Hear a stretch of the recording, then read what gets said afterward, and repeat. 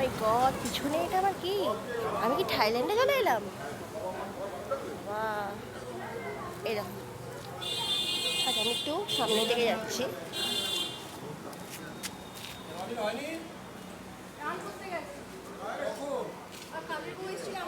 পুরো মনে হচ্ছে আমি থাইল্যান্ডে চলে এসেছি। অ্যাকচুয়ালি এটা নিউ ব্যারাকপুরে বিবেকানন্দের সঙ্গে এটা এই থিমটা হয়েছে, থাইল্যান্ডের মন্দির। শুভ বিজয়া সবাইকে। আমি সুনিতা চলে এসেছি আরেকটি ভিডিও নিয়ে। এইটা দুর্গাপুজোর ব্লগের শেষ ভিডিও। বেশি বড় নেই ভিডিওটা, 5 মিনিট হবে মোট কথা।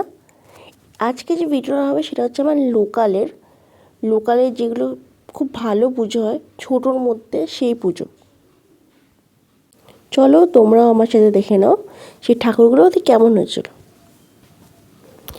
এই ঠাকুরটি হলো নিউ ব্যারাকপুরের চিলড্রেন্স পার্ক বলে একটা জায়গা আছে, সেখানের ঠাকুর। এই যে এর আগে যে থাইল্যান্ডের মন্দির যেটা দেখালাম থিম, সেটার ঠাকুর হলো এটা। দেখো কি সুন্দর ঠাকুরের মূর্তিটা, দেখলেই চোখ জুড়িয়ে যায়। আর এটা হচ্ছে প্যান্ডেলের ভিতর ডেকোরেশন। ওই যে বললাম ছোট হলে কি হবে, বড় বড়কে ডেকে দিতে পারে।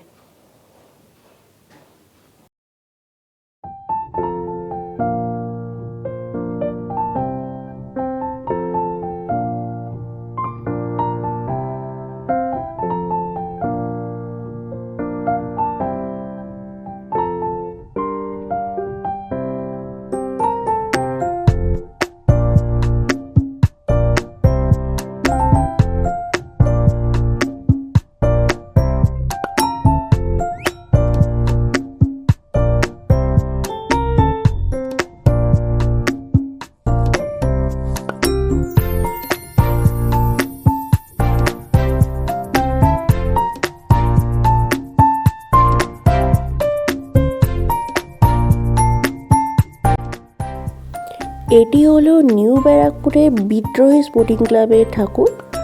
প্রতি বছরই এই ঠাকুর বেশ একটু অন্যরকম হয়, সবার থেকে আলাদা।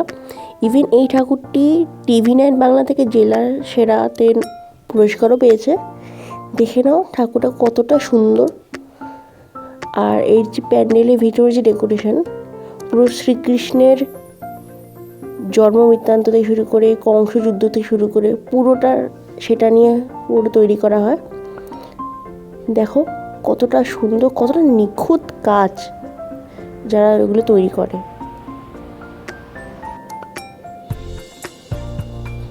যদি তোমরা কৃষ্ণ ভক্ত হও তাহলে কমেন্টে জয় শ্রীকৃষ্ণ লিখে যাও। সেখানে আমি আর আমার মা গেছিলাম দিনের বেলা ফাঁকায় ঠাকুর দেখার জন্য।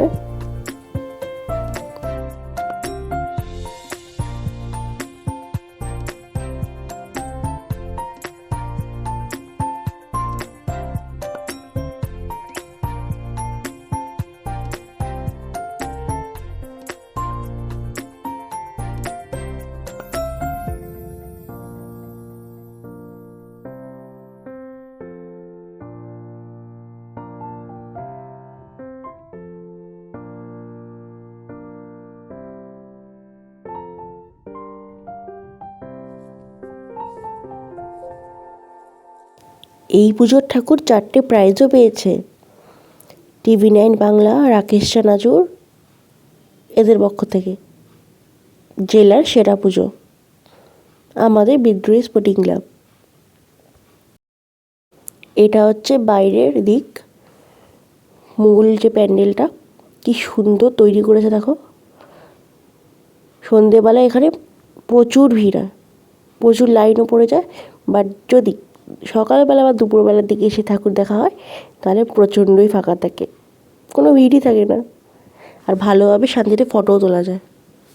তাই যদি কোনো দিন নিউ ব্যারাকপুরে এসে বিদ্রোহী স্পোর্টিং ক্লাবে ঠাকুর দেখেছ তাহলে সকালবেলা বা দুপুরবেলা আসবে, ভিড় এড়ানোর জন্য। আর যেতে যেতে কিছু ফটো সেশন আর কিছু ফটো আমি অ্যাটাচ করে দিলাম। Thanks for watching, see you in next video.